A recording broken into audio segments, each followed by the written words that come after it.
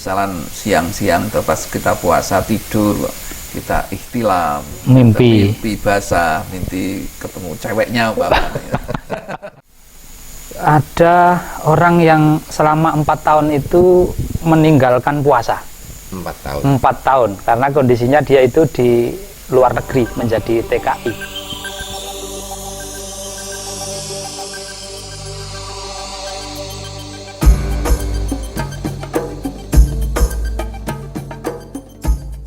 Assalamualaikum warahmatullahi wabarakatuh.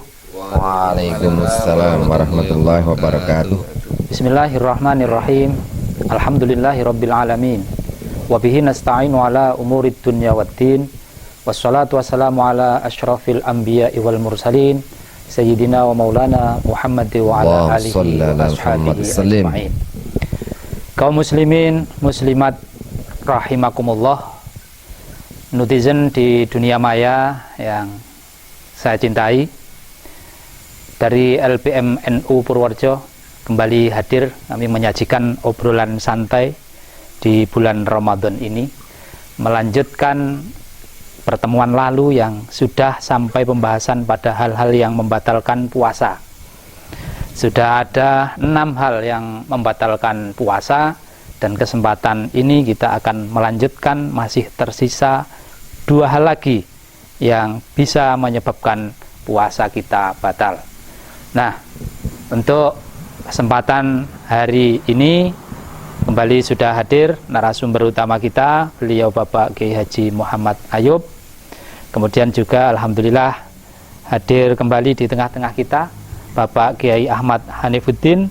Beliau adalah perumus dari LPM NU dan juga anggota Majelis Ulama Indonesia bagian fatwa. Kemudian hadir pula Ketua Lembaga Dakwah Nahdlatul Ulama, beliau Bapak Kiai Haji Fauzi Ahmad Syahin. Langsung saja kita menyapa beliau yang sudah hadir. Assalamualaikum Pak Kiai semuanya. Waalaikumsalam warahmatullahi wabarakatuh. Alhamdulillah bisa kembali hadir di tengah-tengah kami.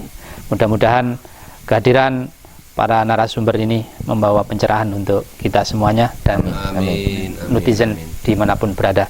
Baik, menyingkat waktu langsung saja kita ke Pak Kiai Muhammad Ayub untuk melanjutkan hal yang membatalkan puasa. Monggo Pak Kiai. Baik, terima kasih Mas Aziz. Langsung saja bahwa hal-hal yang terkait yang membatalkan puasa sudah kita sampaikan beberapa pertemuan yang lalu, dan pada kesempatan kali ini kita masih sisa 2 kalau tidak salah ya. Pertama adalah tentang masalah istimna. Apa itu Kiai? Istimna itu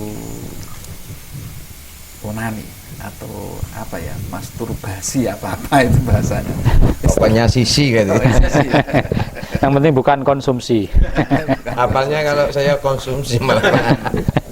Tapi coba kita Dijelentrehkan Pak Kiai. Ini tidak saru ya, enggak. Tidak saru kan.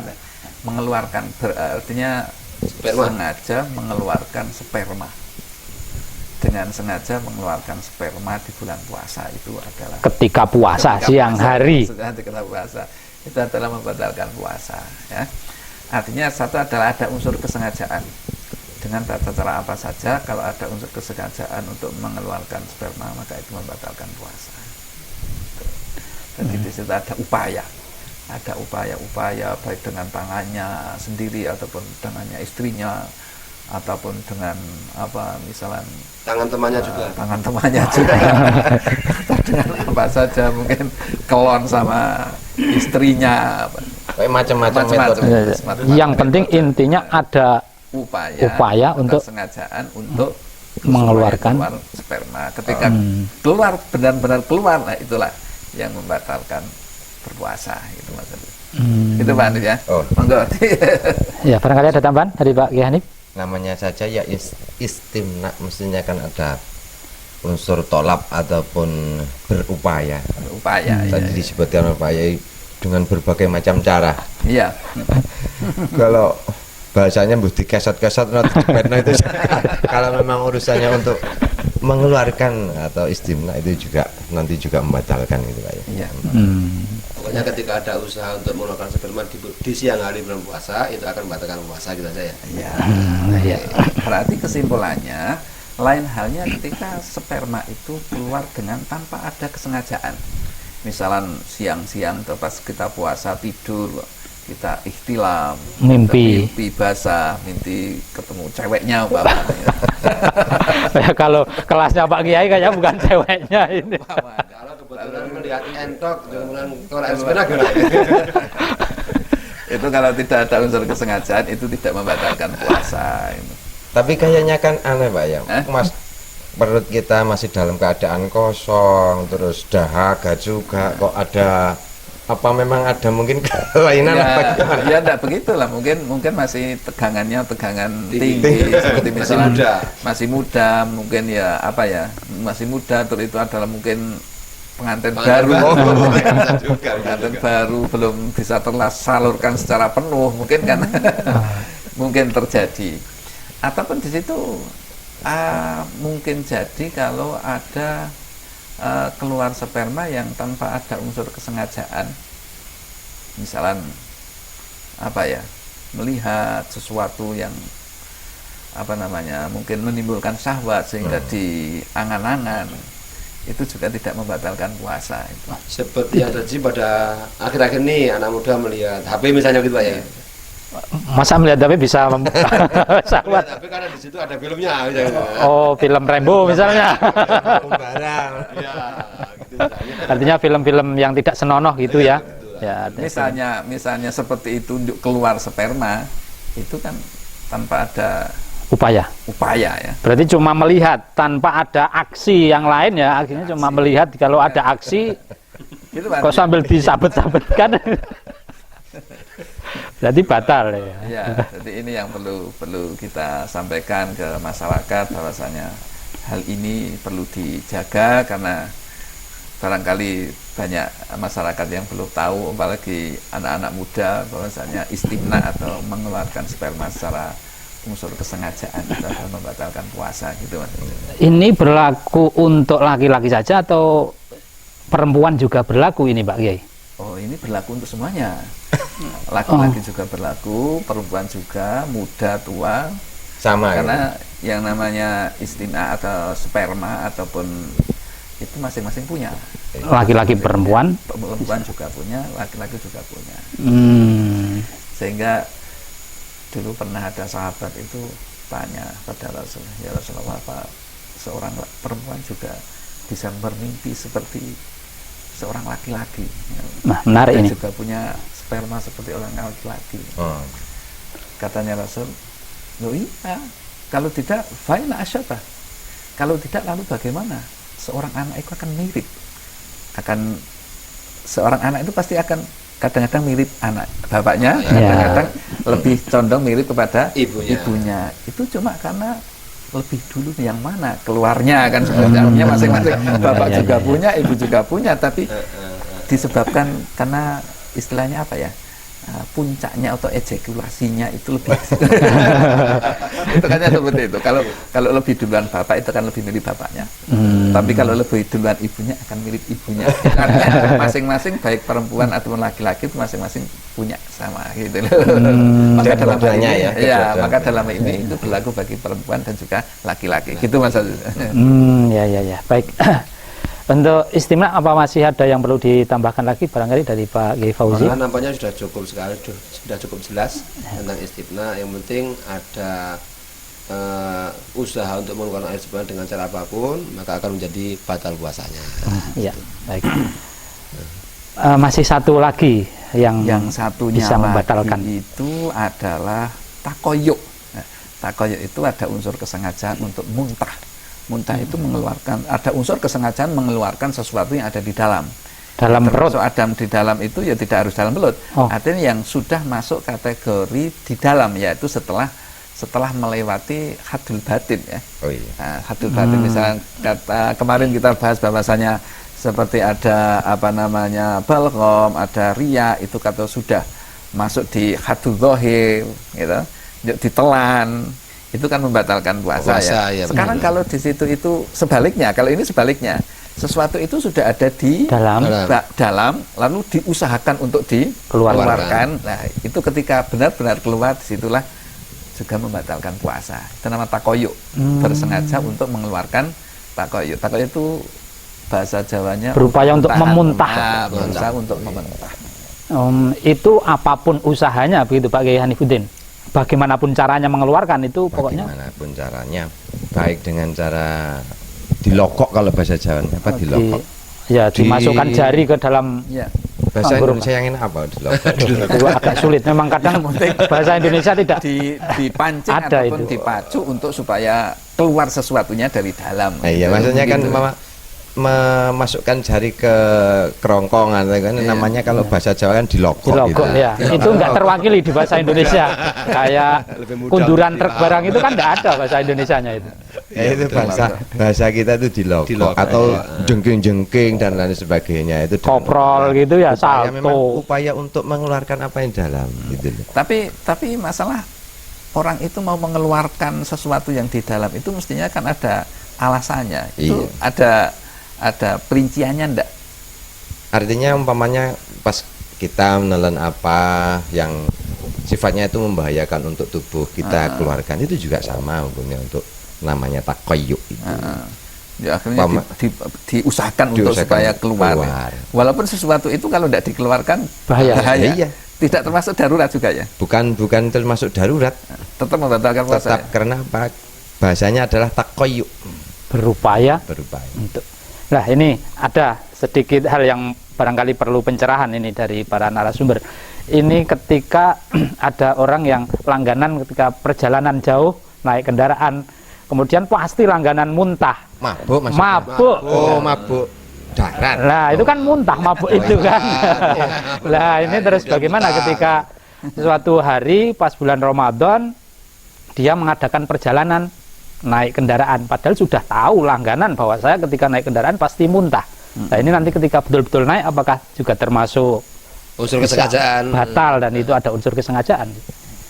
Ya, kalau kita dilihat dari bahasanya itu takoyuk adalah berusaha atau ada unsur upaya berusaha untuk mengeluarkan sesuatu yang dari dalam.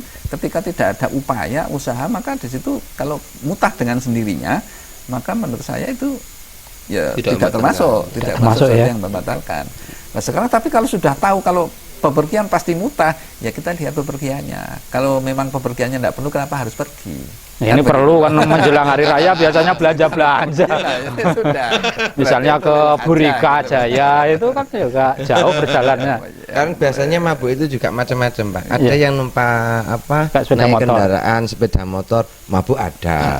Yang pakai lain itu apa namanya? Angkutan umum itu juga mabuk juga ada. Yang pakai mobil bagus, terios mabuk juga ada. Jadi, kalau biasanya yang numpak sepeda motor itu bisa mabuk, kemudian naik angkot tidak mabuk, ya ngapain numpak sepeda motor, naik angkot saja. Nah, kan gitu. Itu termasuk dari unsur sengajanya di situ. Mestinya kalau tahu kita numpak angkot kok mabuk, ya jangan ke angkot. Mestinya itu. Lah, adanya cuma itu. Terus kadang-kadang masalahnya orang mabuk itu kalau nyopir tidak mabuk, tapi kalau disupiri malah mabuk.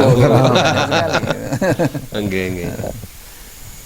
Gitu maksudnya ya. Mungkin ada tambahan monggo Pak Fauzi atau Pak Anit.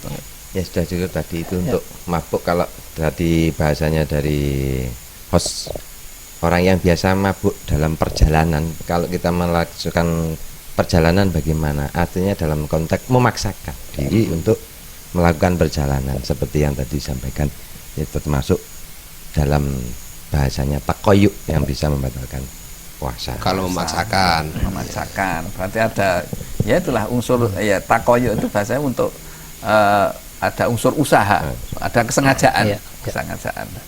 Itu. Walaupun hanya dengan dirangsang dengan bau-bauan kemudian dia mutah juga batal juga, Pak.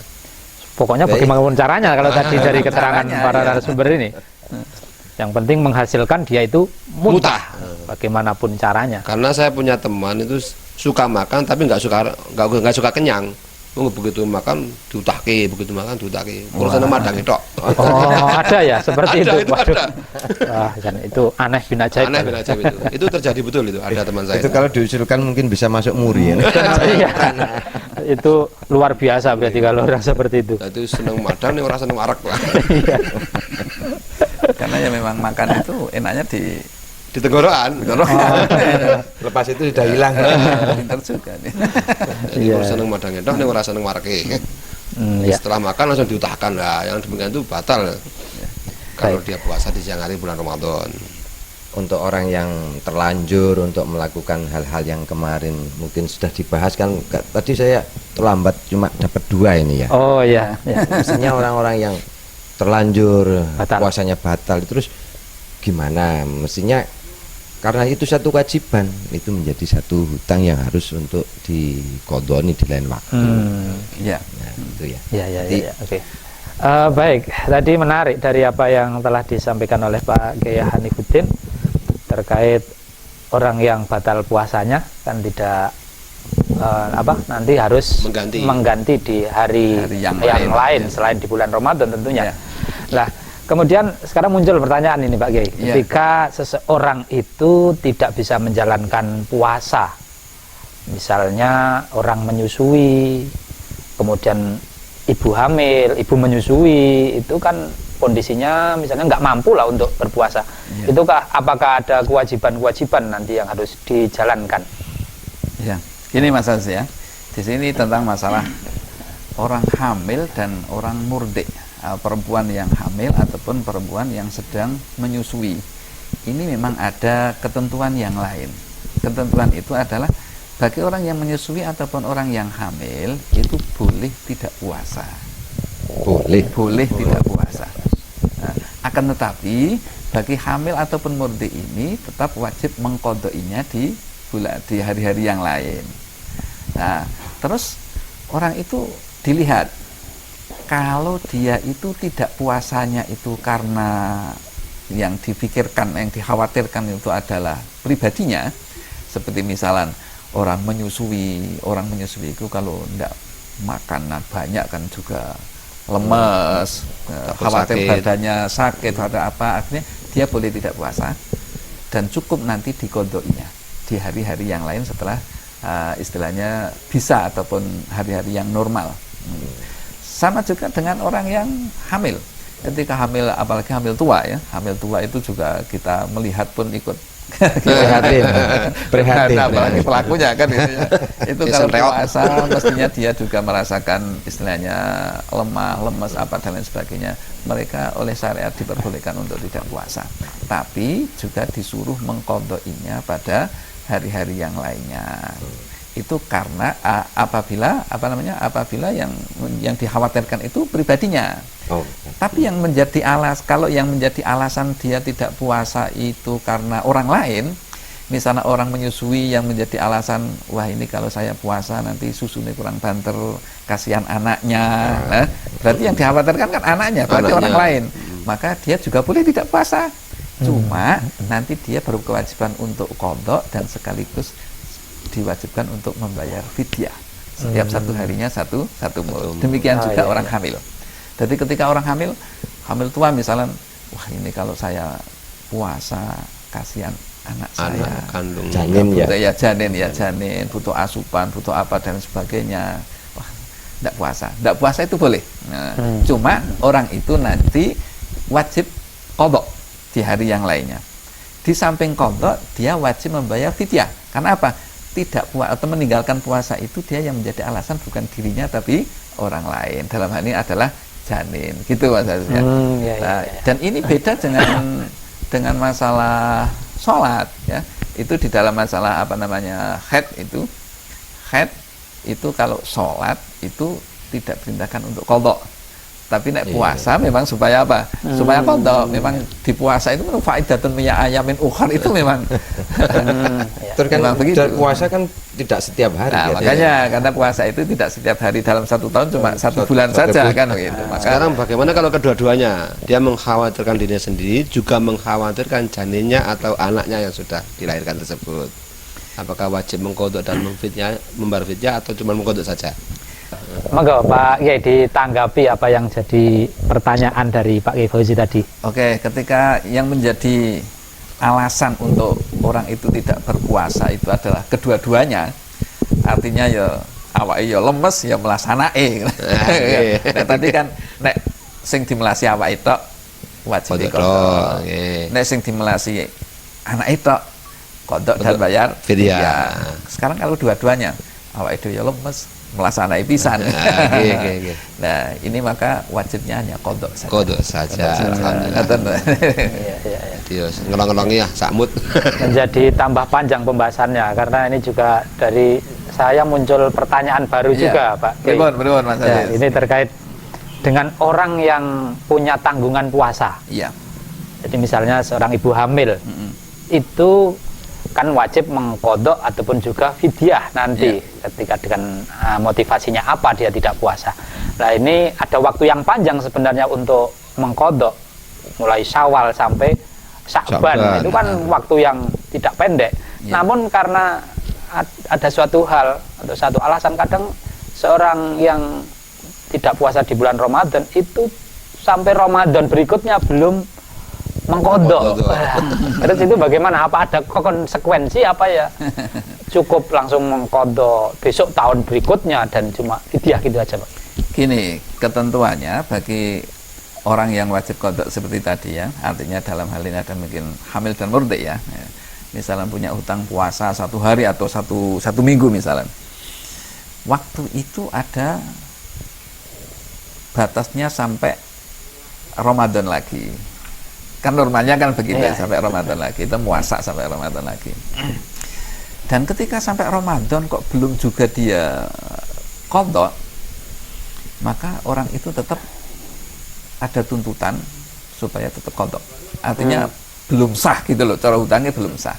Nah, terus ketika berurusan dengan fidyahnya itu tetap untuk di tahun yang pertama berarti. Terus nanti untuk tahun berikutnya kalau dia belum membayar juga, belum mengqadha'i juga, dia akan terkena denda bahasanya. Qadha'nya fidyahnya menjadi 2 kali lipat. Qadha'nya 1, fidyahnya 2. Tidak qadha'nya 2, fidyahnya 2 ya? Enggak, qadha'nya tetap 1. Tetap 1, fidyahnya 2. Dan sampai berikutnya dan seterusnya. Artinya misalnya sampai puasa tahun depannya lagi belum 5 tahun. 5 tahun berarti ya fidyahnya 5, qadha'nya 1. 7 kali 5. Iya. Oh. Artinya untuk fidyahnya saja, nek qadha'nya tidak. Dilipat gandakan. Iya, jadi misalnya hutangnya itu 5 hari ya sampai 10 tahun pun hutangnya puasanya tetap 5 hari. Tapi untuk fidyahnya itu setiap 1 tahun dilipatkan 1 kali. Oh iya, baik. Begitu. Ini berarti untuk semuanya yang mempunyai tanggungan puasa, tidak hanya di khusus untuk orang yang menyusui atau hamil. Semuanya bagi orang yang berkewajiban membayar fidyah, qadha dan fidyah. Nah, ini malah ada pertanyaan masuk ini melalui WA Pak Kiai. Mungkin nanti bisa Pak Kiai Hanif menanggapi. Ini ada teman bertanya, sebentar. Saya bacakan. Ada orang yang selama 4 tahun itu meninggalkan puasa. 4 tahun karena kondisinya dia itu di luar negeri menjadi TKI. Pokoknya tidak puasa lah, intinya nggak tahu karena kesembronoannya. Nah, itu kemudian setelah pulang ke tanah air dia menyadari akan kekeliruannya, kesalahannya tidak puasa selama 4 tahun itu. Terus apa saja kewajiban yang harus dilakukan oleh seorang TKI yang selama 4 tahun berturut-turut tidak puasa ini, Pak Kiai Hanif? Maksudnya kewajiban ketika sampai di tanah air terkait puasa, apa wajib qadha, apa fidyah, apa hanya fidyah saja, atau bahkan tidak ada kewajiban sama sekali? Kalau seperti yang tadi kita obrolkan, bincang-bincang santai bersama-sama, kalau meninggalkan puasa berarti kan mempunyai hutang dan diqadha pada lain waktu ataupun pada hari-hari yang lain selain bulan Ramadan. Ya. Kemudian untuk orang yang tadi meninggalkan mengqadha puasa sampai masuk kepada bulan Ramadan berikutnya, ini nanti pada bulan setelah Ramadan ada kewajiban mengqadha plus membayar fidyah. Kisaran 7 on. Kisaran 1 hari. Per 1 hari. Per 1 hari puasa. Dan untuk kasus ini 4 tahun ya. Iya, 4 tahun tidak puasa. Berarti setiap 1 tahun itu belum sampai untuk mengkodok belionya. Iya. Otomatis tahun pertama dia mempunyai hutang 1 mut per hari. 1 mut per hari dikalikan 30. Dikalikan 4 Pak. 4 tahun. iya. 4 tahun. Ya, Ya. langsung 4 tahun ya. Jadi setiap 1 hari 1 mut kali 4. 1 mut kali 4. 1 mut kali 4 berarti 28 on. Iya.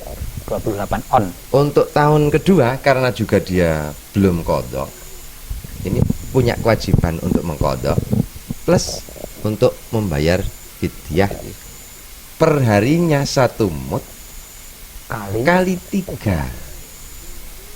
Iya, iya. Kan dia belum kodok terus sampai Iya, sampai iya. tahun keempat. Iya, iya, iya, iya. Kemudian Masih, yang ketiga plus dia 1 kewajiban untuk mengkodok membayar fidyah, tapi tidak seperti yang tahun pertama dan tahun kedua.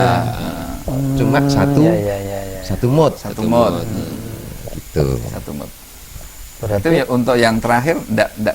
Enggak bayar fidyah Tahun kalau dia- keempat fidyahnya. enggak ada fidyahnya. Fidyahnya. Kalau besar utang. iya salutan. berarti lumayan ribet atau rumit juga sebenarnya masalah kodok dan fidyah ini ya. Apa tidak terkesan memberatkan kalau seperti itu, Pak? Iya, iya. Banyaknya maksudnya Banyak ya, fidyahnya kan jadi Banyak. menumpuk gitu. Ya Fidyahnya. enggak juga. Itu satu mut itu cuma 7 on. Terus 1 bulan itu misalnya 30 hari cuma ya 7 kali 3. 21 kilo. 21 untuk kali berapa Kalau tadi? untuk tahun pertama Untuk berarti kali pertama, 4. Kali 4. Ya tuh saya kira juga enggak berat. Karena juga dari luar negeri. Oh, uangnya banyak. Terus duit lah. tombol. Oh iya.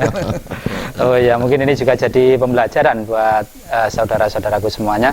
Jangan istilahnya gegabah sembarangan untuk meninggalkan puasa di bulan Ramadan. Selain dosa yang didapatkan, juga ternyata konsekuensinya nanti setelah bulan Ramadan itu ada kodok dan juga ada fidyah kalau sampai tahun berikutnya belum bisa mengkodok puasa. Itu. Kayaknya sudah cukup Pak Kiai, ini pembahasan sudah kita clear sekali pada nampaknya. malam ini. Sudah tidak ada lagi yang perlu disampaikan barangkali sebelum kita akhiri. Sudah cukup ya. Sudah cukup. Baik, para netizen muslimin muslimat dimanapun Anda berada, demikian obrolan santai dari LPMNU PCNU Kabupaten Purworejo yang hari ini membahas tentang hal-hal yang membatalkan puasa. 2 hal tadi yang kita dapatkan dari materi di kesempatan hari ini, yaitu batal puasa apabila ada upaya untuk mengeluarkan sperma atau mani, apapun upayanya. Kemudian yang kedua adalah batal puasa apabila berupaya untuk muntah, mengeluarkan apa yang ada dalam tubuh dengan cara dimuntahkan, ada unsur kesengajaan di situ. Maka hal itu membatalkan puasa. Dan tadi juga ada tambahan-tambahan bagaimana konsekuensi ketika ada seseorang yang memiliki kewajiban untuk mengkodok puasa tapi ternyata sampai tahun berikutnya belum bisa mengkodok, maka ada konsekuensi untuk juga membayar fidyah. Itu yang dapat kita bahas pada kesempatan kali ini. Mudah-mudahan bermanfaat untuk kita semuanya. Terima kasih kepada para narasumber yang telah berkenan hadir pada kesempatan hari ini. Baik, saya akhiri sampai di sini, kurang lebihnya mohon maaf. Assalamualaikum warahmatullahi wabarakatuh. Waalaikumsalam warahmatullahi wabarakatuh.